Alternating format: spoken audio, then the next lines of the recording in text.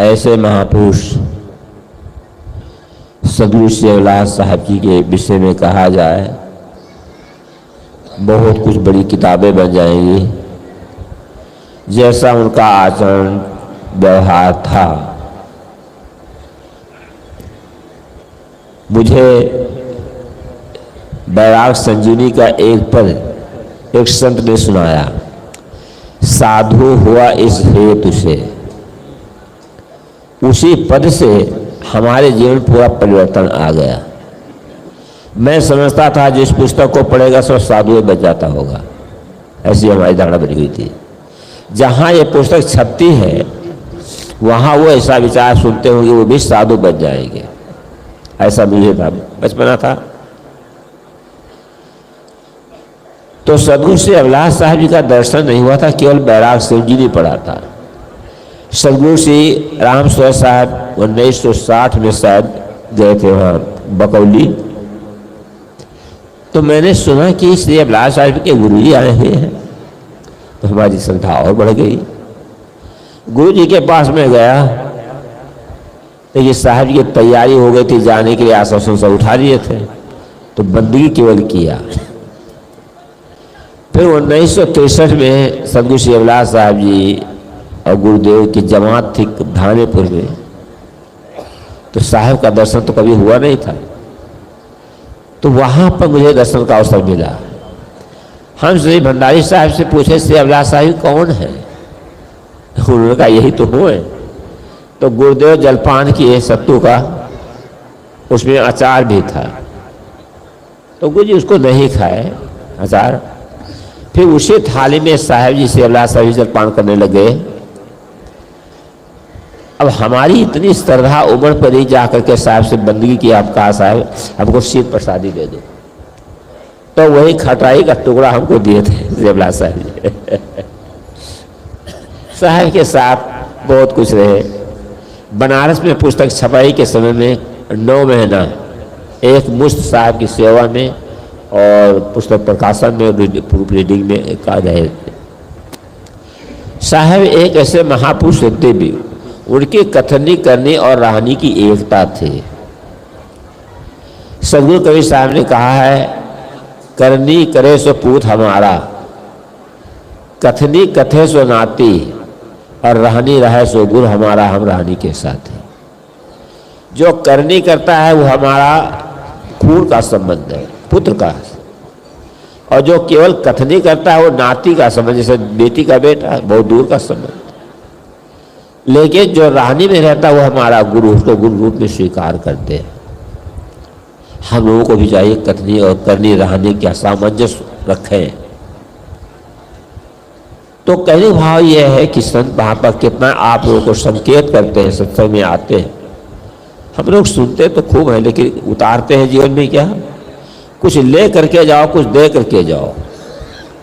अपनी बुराइयों को दे जाओ और यहाँ से अच्छाइयों को ले जाओ। मैं तो कहा करता हूँ कि नेता मांगते हैं वोट, बेश्या मांगती है नोट, और संत मांगते हैं खोट। घूम घूम करके समाज को शिक्षा देते हैं। मैं तो भाई 15 प्रांतों में जाता हूँ, और कबीर साहब ने कहा, देश विदेश से हो फिरा गांव गांव की खोज। देश विदेश में फिरा, गांव गांव की गलियों में। हाथ कटोरा खोआ भरा मख जो दी जाए, कबीर उतरा चित्त से छाछ दियो ना जाए। आज उन्हीं के अनुयायी सदगुरु श्री अभिलाष साहब जी, गुरुदेव, हम सभी लोग जितने संत हैं भ्रमण करते हैं, समाज का कुछ काम कर रहे हैं। क्योंकि आदमी का आकार है पर विचार नहीं है, आदमी की आकृति है लेकिन आदमी की प्रकृति नहीं है, आदमी की शकल है पर आदमी की अकल नहीं। मनुष्य को मनुष्यता की बुद्धि आ जाए, मानुष मानुष सवे कहावे, मानुष बुद्धि कोई बिरला पावे। सभी मनुष्य कहलाते हैं, लेकिन उसकी बुद्धि क्या है? एक बार 2 गधे चल रहे थे, एक गधा ने दूसरे को कहा, तेरी मनुष्य का औलाद। उस गधा को क्रोध चढ़ गया और दुलत्ती झाड़ना शुरू कर दिया। कहा, तुमको कैसे हिम्मत पड़ी कि हमको मनुष्य की औलाद कह दिया? क्या हमको कभी चोरी करते देखा है, बेईमानी करते देखा है, दूध में पानी मिलाते देखा है, किसी के साथ हमने विश्वासघात किया है? कभी कुकर्म किया है, तुमको कैसे हिम्मत पड़ी मनुष्य की औलादों को कह दिया। ये सारे गलत काम किसके द्वारा? मनुष्य की औलाद से होते हैं। आप मनुष्य की औलाद है तो मनुष्य बने, अपने आप को समझ। बहुत सी बातें आई यहाँ पर मंच से, मैं कौन हूँ इसका ज्ञान होना चाहिए। आपके माँ बाप भी, बच्चे के माँ बाप भी नहीं सिखा पाते हैं। जब बच्चा पैदा होता है, लड़की है कि लड़का है, तो लड़की है तो नाक कान छेद देते हैं, लड़का का नाक कान नहीं छेदा जाता है। क्यों? उसको आभूषण नहीं पहनना। नाक उसके पास भी, कान उसके पास भी, लेकिन लड़की को आभूषण पहनना पड़ता, तो जीवन पर्यंत वही काम करती हो। शरीर का ज्ञान रहता है, पुरुषों को भी वही। लेकिन कभी क्या अपने आप का ज्ञान हुआ है? विद्यालयों में बच्चे जाते पढ़ने के लिए, वहाँ आदमी का चार्ट बना देते हैं। यह नाक है, कान है, हाथ है, पैर है। पशु पक्षियों का ज्ञान कराते हैं, साग सब्जी का ज्ञान कराया जाता है, फल फूल का ज्ञान कराया जाता है।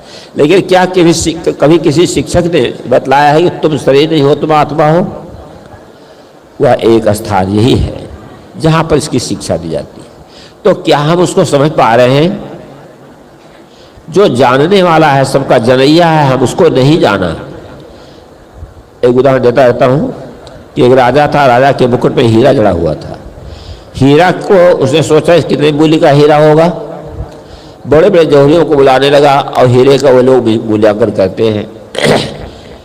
एक बड़ा जौहरी आया जो 95 वर्ष का बूढ़ा था, उस हीरे का मूल्यांकन किया 10 लाख रुपए। राजा ने सोचा इसको क्या इनाम दिया जाए।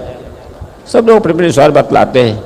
कालिदास बुलाए गए, कहा इसको क्या इनाम दिया जाए। कालिदास ने कहा सरकार अगर हमसे पूछते हैं, इस जौहरी 95 वर्ष का, इसके 95 जूते कपार पर मारे जाए। कहा ये भी कोई इनाम हुआ? इतना पुराना जौहरी पार, इतना बड़ा पारखी। कहा सरकार ये कंकड़ पत्थर को परखा, लेकिन अपने आप को नहीं परखा है, परखने वाले को नहीं परखा है। क्या हम और आप उससे कम हैं? दिन रात भौतिक चीज़ों को परखते हैं, शरीर को परखते हैं, वस्तुओं को परखते हैं, लेकिन परखने वाले को परखा है?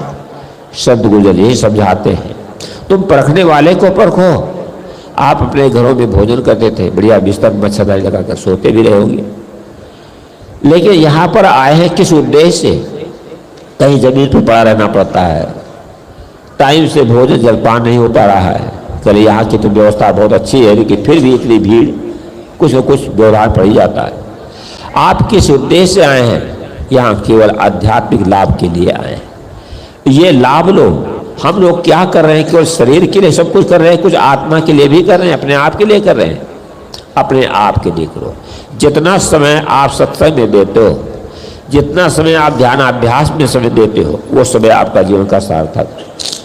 जितना आप सेवा करते हो, वो समय आपका सार्थक।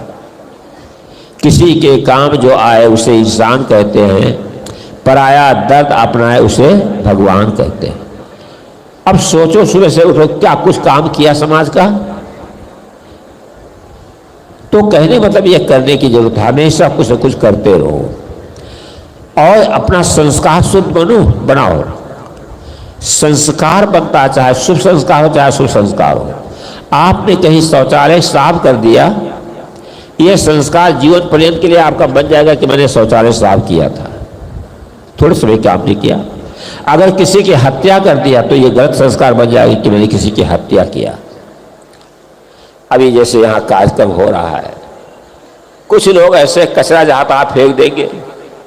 ये नहीं है कचरा को कहीं उठा करके ऊंची जगह पर डाल दिया जाए। आप सोचें क्या कर रहे हैं, सफाई कर रहे हैं कि कचरा कर रहे हैं? एक बार एक चिड़िया थी, दो दावाग्नि लग गया जंगल में। वो चिड़िया चोंच में पानी भर करके ला करके वो दावाग्नि में आग में डालती है। 2-4 बूंद पानी आता था। किसी ने कहा, अरे चिड़िया तू दावाग्नि बुझा लेगी?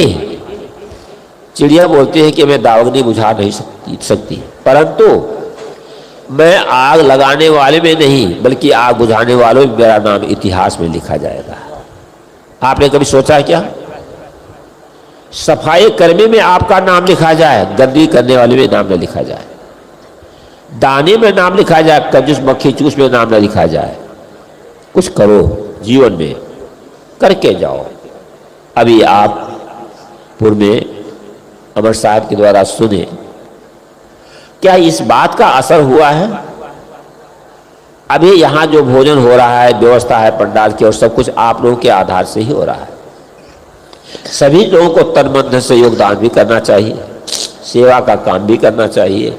ये सब काम करो और डेली अपने नियम बनाओ। डेली रोजाना आप कितना शुभ कर्म किया है, कितना अशुभ कर्म किया है, उसका साक्षी आप है। हर आदमी का अंतःकरण ऐसी ऑटोमेटिक मशीन है जहां पर प्रतिकार संस्कार छपते रहते हैं, शुभ संस्कार और अशुभ संस्कार छपते हैं। अब आप क्या छापना चाहते हो? एक महात्मा ने कहा, प्रकृति ने डायरी दी है, तो डायरी में 3 पन्ने हैं।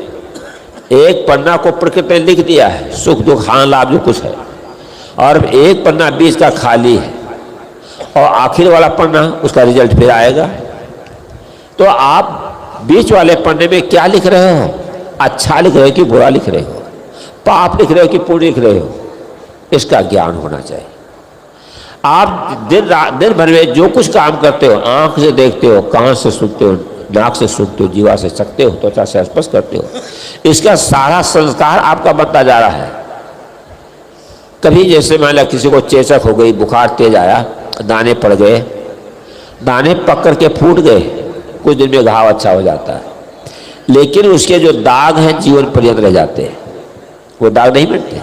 ऐसे ही जो कर्म करते हैं शुभ अथवा अशुभ संस्कार का, वो बने रह जाते हैं आपके, वही आपके साथ में होते हैं, और वही जो आखिरी वाला पन्ना है उसी में वो लिखा जाएगा। आज जो जीवन हम लोगों को मिला है, ये जीवन मिला है पूर्व जन्मों के कर्मों का परिणाम है।